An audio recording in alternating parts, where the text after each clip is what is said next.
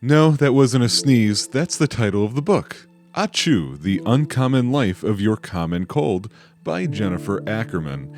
This book is maybe fairly timely. It's coming out in February of 2024, which is still a big part of the cold and flu season, at least here in the Great Lakes region of the United States.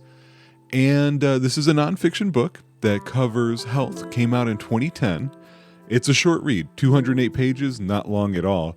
That is about not just the common cold, or I guess it depends on how you define the common cold. In this case, there's a lot of focus on influenza, rhinoviruses, things like that. And I came across this book in kind of a strange way. One day, I had nothing to do, and I just walked into, what is that bookstore called? Half Price Books.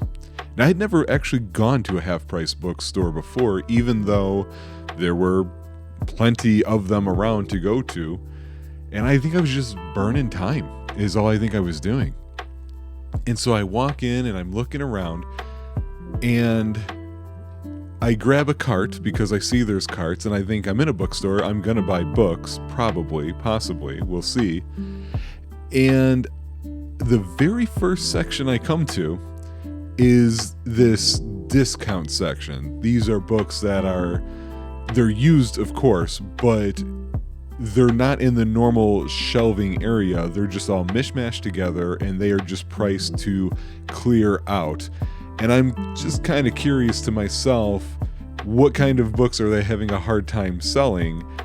And let's just say I made a rule for myself that if I ever walk into a half-price bookstore again, I'm not allowed to bring a cart with me, because I bought like 20-something books just from that spot. And this was one of them, and I feel like this is one of the better examples of something that I had gotten.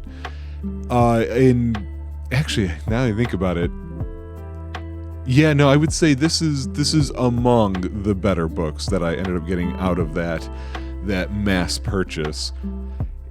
The title really says it all on this one. It is a book talking about the common cold in a few different ways. It's talking about it categorically. What types are there? What are the vectors for infection and transmission? What are you going to experience when you have them? How do you handle them? How do you avoid them? What sort of research is ongoing? And there were a few things that I kind of wanted to highlight from here. This book really changed what I understood of, because clearly I didn't understand anything, about what we say when we say strong and weak immune system, and what we mean when we say carriers. The way it seems to be when we're talking about somebody who has a strong immune system, we're actually kind of getting it backwards, which I never realized. A person we're saying has a strong immune system, I hear this from people all the time about me, because they say, "Oh, Brian, you have the strongest immune system ever. You hardly ever get a cold. You hardly ever get sick." And I'm thinking to myself, yeah, I do have a strong immune system. But actually, in reality, it might be that it's a weak one instead. That I'm not getting symptoms, though I might still be getting infected. And that's essentially what carriers are. People who are infected with a virus who don't have the symptoms you would expect to come with it, and the dangerous reality of what happens because of that. If I am sick, if I'm feeling sick, if I've got the runny nose, the headache, the fever, whatever it might be, what do? I'm staying at home. I'm not going out. I'm getting extra rest. I'm probably eating certain foods like soup and what have you. And I'm generally staying away from people as much as possible. And people who do happen to come near me, they're seeing these overt signs of sickness, and they're kind of keeping their distance too, which is great, because it makes it, all those things add up to make it harder for me to shed this virus at other people. It's so funny to have read this book when I did. Like I said, it came out in 2010. I think I read this somewhere around 2014, 2015, which of course is pre-COVID. And early on, I remember reading stories throughout 2020 about people essentially having to learn about virus shedding and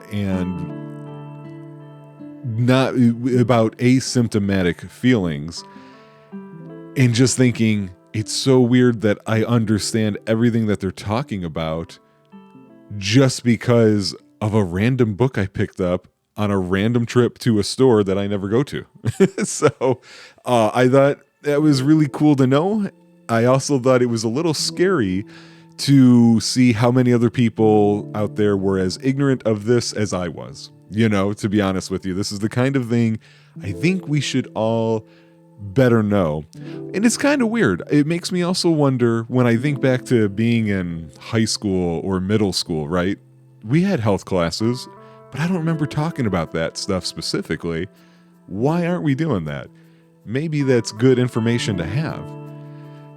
And also, asymptomatic illness is shockingly more common than I would have thought. If you would have said, give me a percentage, I would have told you 5% of people probably are carrier-like. No, man, it's like a quarter to a third, according to this book, which that is a problem. Another thing that I really enjoyed about this book is it's a good reminder of the most basic ways in which we will actually become infected. And it's really two simple lines for the most part. It is your hand to your eyes and your hand to your nose. I admit I am a face toucher. I am constantly leaning in to read something while at work, and I just have my hand holding my chin up and things like that.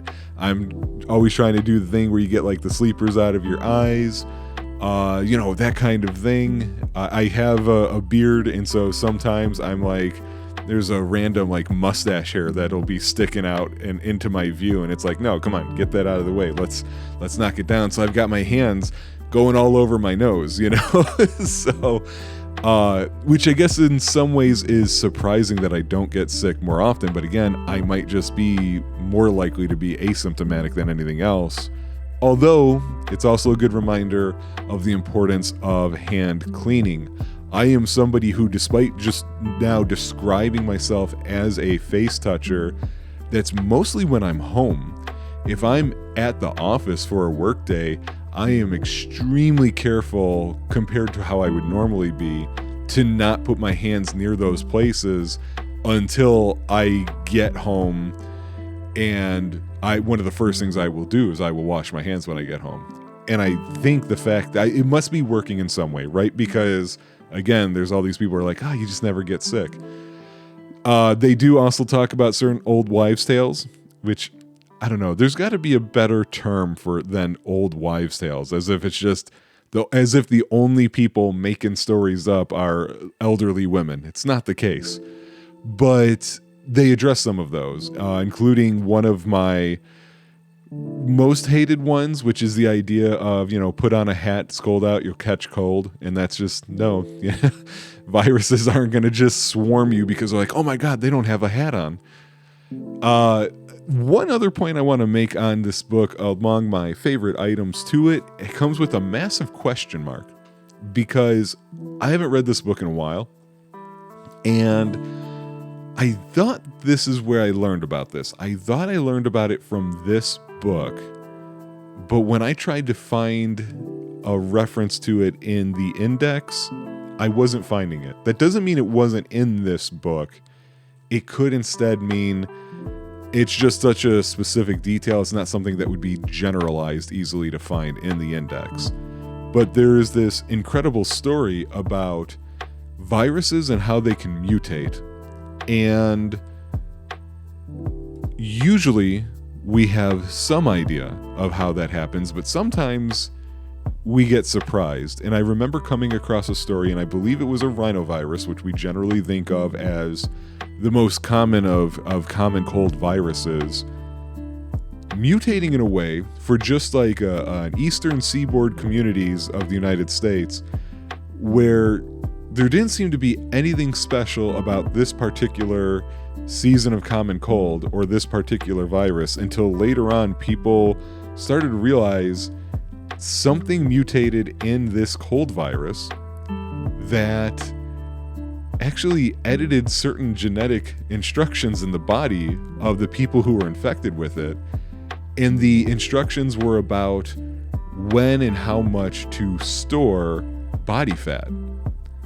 And so it's crazy to say, but there was a time, very brief, extremely isolated as far as I know, where body mass indexes and weight were going up for people because they'd gotten a cold. Not because of what they were eating, not because of their exercise lifestyle, because they had gotten a cold.